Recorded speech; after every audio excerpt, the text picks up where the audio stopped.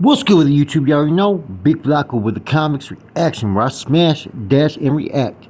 Please hit the like, subscribe, comment, do all those things to help support this channel, and hit that bell notification for future fire reactions. So I got some sad news. Retinol James Simpson, also known as O.J. Simpson, passed away on April 10th, 2024 at the age of 76 years old. O.J. Simpson was the classic example of someone where you say, no matter how much success that they had one time in their life, you can't take the hood out the hood. That's not a bad slogan. What I'm saying is they can always go back to where their roots are within like a flash. Okay, so as we know, he was a very successful football player, man, Hall of Famer in the NFL, right? But he was raised in San Francisco on Potrero Hill, right, in the projects. He actually was part of a gang at one time called the Persian Warriors. Spent some time in juvenile hall, and eventually got a scholarship to the University of Southern California. And the rest pretty much took from there, okay, as he became a Heisman Trophy winner, was drafted by Buffalo, and like I said, had one of the most illustrious careers as a football player on the field. He never ever really had a good team behind him, okay, so that's one of the reasons why he never got a Super Bowl or any of that kind of, accolades on his record. But as far as a pure talent, probably one of the most talented running backs to ever hit the field. Nicknamed the Juice, there's one thing that he was able to break into at, the end of his career, right? Which I say he's one of the pioneers as far as black athletes at that time. Him, Will Chamberlain, and a few others, was he got into acting, he got into sport casting, basically a news anchor, and all that stuff. And he had a very, very successful career at that. Now, OJ was one of the more successful individuals after football life, right? He's also, like I said, a pioneer as far as black men, black athletes after careers, right? As far as in media, movies, a sportscaster, he did all that stuff, right? And he was actually pretty good at it, man. He was one of the better ones that was doing it at that time. He also got a lot of racial or racist heat when he married a white woman. And then when his case occurred, right, everybody knows about it, when they charged him with killing his former wife, Nicole Simpson. There's a famous scene of the LA PD chasing after him and a white Bronco and one of his partners, like for about an hour on the freeway, and then eventually his trial, man, was one of the more, like I said, controversial trials in history, because there was so much stuff that was coming to show how corrupt the LAPD was and trying to frame him, stage evidence, and whatnot. And he had a very, very good lawyer at that time, right? Johnny Cochran, okay? Which pretty much this case that he had, right, was basically one of the bigger cases in America at that time. And it exposed a lot of the LAPD's tactics at that time. And I truly believe that the LAPD trying to stage evidence, right, and it being kind of revealed in trial, is pretty much why he won that case, why the jurors elected not to vote him guilty. Now, to my understanding, he's the first individual to ever get found not guilty in a jury trial, criminal jury trial, and they get found guilty in a civil trial, which forever changed the dynamics in the court systems and how people could go after certain individuals. Almost looked like a double jeopardy, but it wasn't. Somehow they found loopholes that this was different from a criminal case where the burden of proof is a little bit different. In any event, it changed OJ a lot. You seen the old behaviors, how he grew up, in the community of San Francisco, Potrero Hill. That whole mindset was more of a, I'm not going to say criminal mindset, but a street mindset, which he eventually ended up having prison time for the incident that happened in Vegas over some memorabilia stuff that somebody was selling. He showed up with some goons and acted a fool. Okay, so this just goes to show you that OJ came from that life in the beginning, got away with it, reached a lot of success, but as soon as stuff got hard and he couldn't deal with the things in front of him, he resorted back to old behaviors and old ways.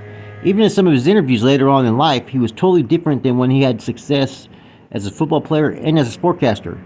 He was hardened a lot. He had that convict mindset now, which I always thought was kind of Interesting how he went from this positive sportcaster, doing things in the community, to really having an attitude and really feeling a certain way against the system. Really feeling like he was done dirty is how he felt.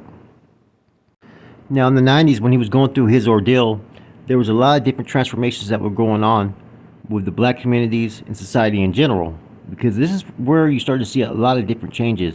Because the same time he was fighting his case was the same time there was a case that we all know about that had occurred out there in Los Angeles with the Rodney King beating.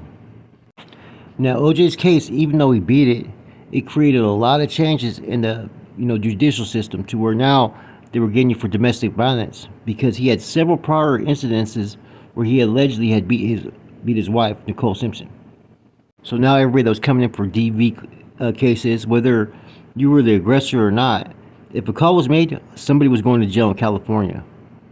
Now, there were reports in the early 2000s that he was a major drug trafficker of ecstasy and they had raided his home. Then he caught the case in 2007 in Las Vegas.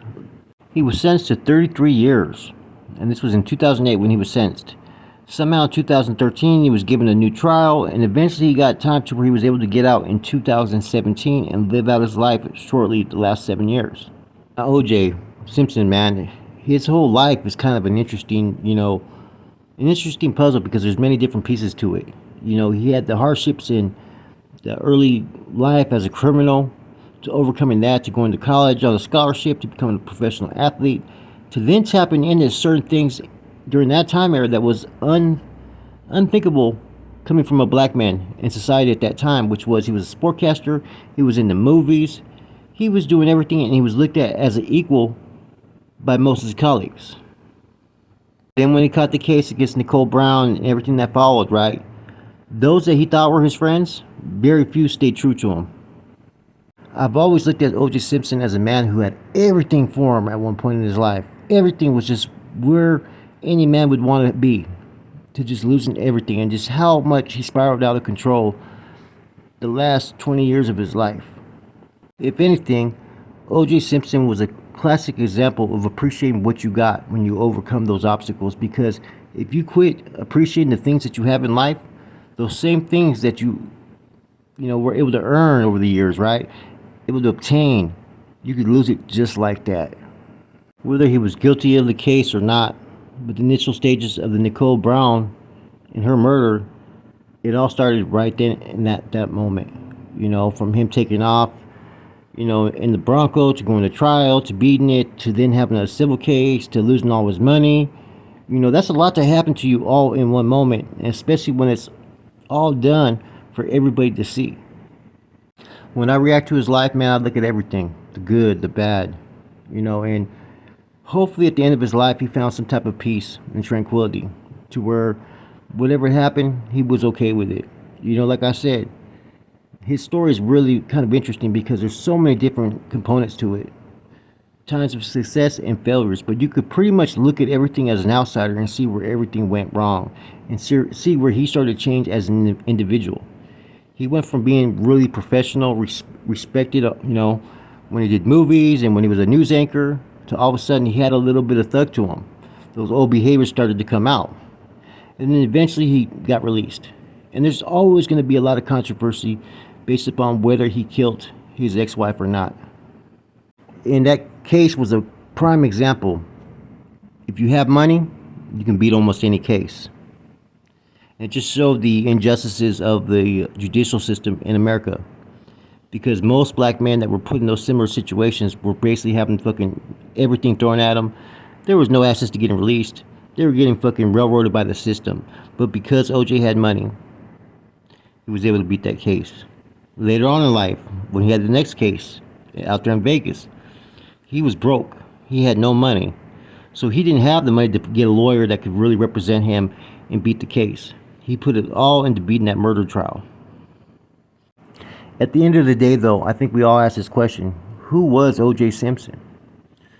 Was he the father, the professional athlete, the professional newscaster, or was he the gangster, the one that used to run the streets with a gang called the Persian Warriors, the one that would show up with some goons, right, to a motel room and just lay somebody down, the one who allegedly was part of a major ecstasy operation. Like I said, things in life, all it takes is one moment to change the course of your history. Therefore, we gotta appreciate every day, and we gotta really watch our actions, man, because just those one actions, that one situation, you never know where it could lead you. It's kind of like what I'm going through right now. You know what I'm saying? There's a lot of talk about what happened and whatnot. Only I know truly what happened, and why I'm fighting it is because I know I'm innocent. But at the same time, my actions on this could really pretty much cater to what comes of who I will be in the future and where I will go. Okay? And that's really important to notice that sometimes our choices and decisions, right or wrong, we have to live with. Anyways, with that said, I hope you guys enjoy this real quick spill about O.J. Simpson, about who the man was. Like I said, I still don't know who he was. I understand the struggles he went through and probably a lot of the hate that he had in his heart because of what happened and the lack of support afterwards that came from people that used to call him friend. Anyways, that said, Flacco from a Convicts Reaction, I'm out.